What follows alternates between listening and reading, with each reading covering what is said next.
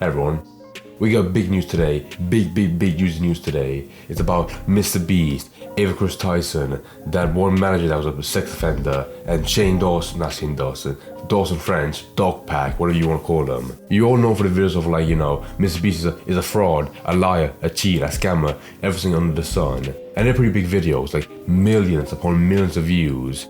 And after the second one, people are really excited for the third one that's coming out soon, potentially, because after the third and last video, Jimmy will make a response to everything. Except he won't, because he just sent a lawyer to Dawson to give him a cease and desist and sue him. So that's not gonna happen anymore, because if Dawson makes another video, he's gonna get fucking sued. This is actually real. Much like a lot of people online, I did believe that Jimmy would make an actual response to everything, because this drama, this whole story on him, does look pretty bad. I don't really care for it, apart from that one part where he had a manager to be like, oh, a sex offender, you be a manager. That part looked bad.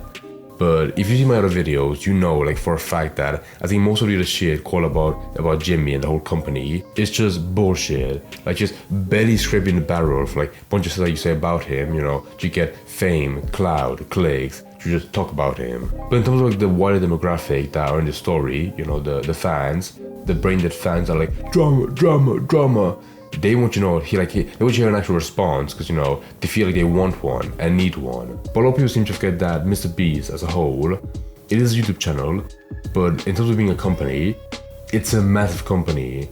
So stuff like this, like where if Dawson made like another video that was way worse than the other two, like saying shit about him, it could legitimately like tear down a company, with being cancelled, being defamed, a bunch of other stuff. So I understand why in this scenario, the stuff being at stake, a whole company with a bunch of money, a bunch of employees being on the line, I see why, getting a cease and desist would be warranted. Not to mention that if it coming to him, to Dawson, Dog Pack, he's the one person who deserves it.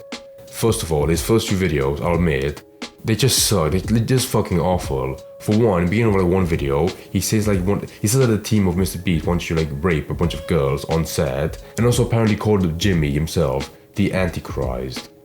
If you're making a drama video, okay, I get you want to put a little bit of jokes, but don't stretch it so far that it seems like the video is just like made up of bullshit from just nowhere. Keep it simple, keep it on track. That one part about being the wretched sex offender, being a manager, that looked pretty bad. If he made one good video on that would be enough to get a lot of people just hate on him. But for some people like me, when they saw that one video or the two videos that, seemed pretty stretched, to the point that he's finding tiny shit to blow it up to be massive, to make him look really bad, it doesn't make it hard to believe the stuff he's saying, to the point that makes you be like, oh, he just wants attention, fuck this guy. Not to mention that this guy, Dawson, he signed an NDA. You can't make two videos coming for a company's throat, being that aggressive, and not expect a lawsuit or, at bare minimum, a cease and desist. As well as the fact that his videos got millions of views. If he was a smaller channel, a smaller guy making tiny stuff about him, it would make sense that, Jimmy and Dawson, they would handle it, behind closed doors. Jimmy would give him money, he's time to shut up, that'd be another story. But when he's making this public, with videos this big, millions of views like I said, it does make sense for Jimmy to get a lawyer to send him a cease and desist. Because if he's already made two videos that are pretty massive, how big do you think the third video is going to be? 2 plus 2, put it together. On the topic of Dawson not being the most trustworthy guy, there was a statement he made where, around the midst of the story of a lawyer being sent to him, giving him a cease and desist, one journalist reached out to Dawson to get a statement where he said himself, I'm not even kidding, MrBeast has knowingly kept rapists and pedophiles on payroll, allegedly for legal reasons. Although I think some of them were convicted, which I don't know why the fuck you would say that.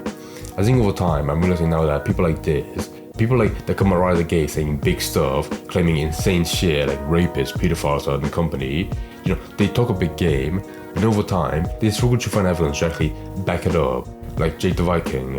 Of course, I know there was that Delaware manager, which that part looked really bad, but now he's making it plural by saying rapists and pedophiles are working there.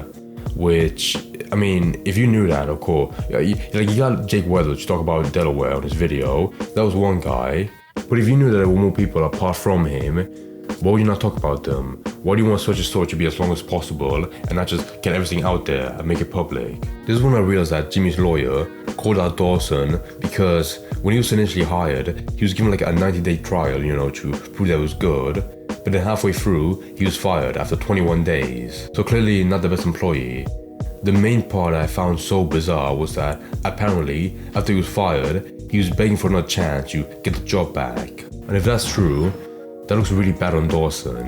Why would you make all these videos or like all this big story about, you know, MrBeast being an awful company, but then being proven that you beg for a job back to work there again? Like there's so many hypocritical stuff going on. It was the same deal with like Jake the Viking where it was like, oh, there's awful people working in the company, they're very bad people. And then when it came out like the one bad person he was talking about, Delaware, was a manager, turned out to be the brother-in-law with him. He was like, okay, that guy, Delaware, the one bad guy I was talking about, he's not that bad. There's other people, but just don't target him. And everyone was like, don't get into the fucking arena if the one evidence you have, the single piece of evidence, is not that real or not as big, and you backtrack on it. So that's one side why I find this story so bizarre, and why I find it harder every single day to believe Dawson or like, the stuff he's saying about MrBeast. But now, I want to talk about the lawyer that Jimmy hired, because he's pretty fucking big. Because this guy before in the past has worked with people like Alec Baldwin and even Elon Musk.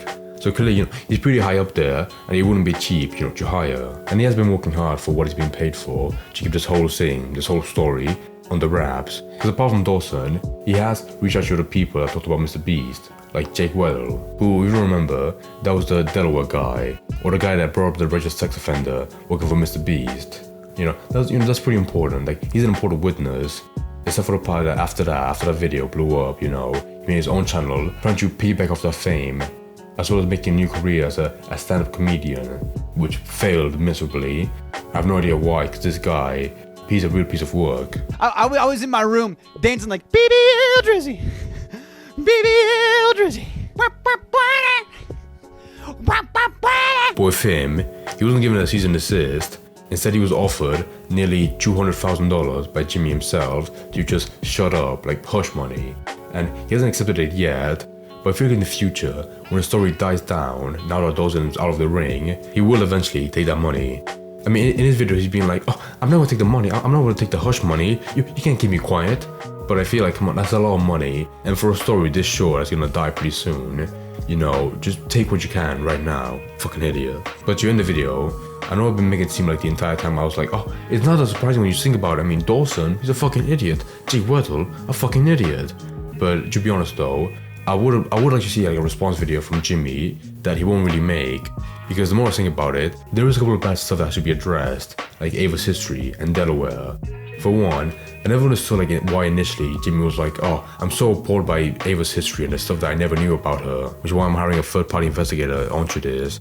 And I'm like, okay, well clearly this guy, he lived with, you know, Ava a long ass time, even before the whole channel blew up. He definitely knew about Ava's disco interactions and her whole massive obsession with lolly art. So you can't really be like, oh, that's shock, I never knew about this, when you clearly did. So any normal person would be like, I don't want to be friends with you anymore.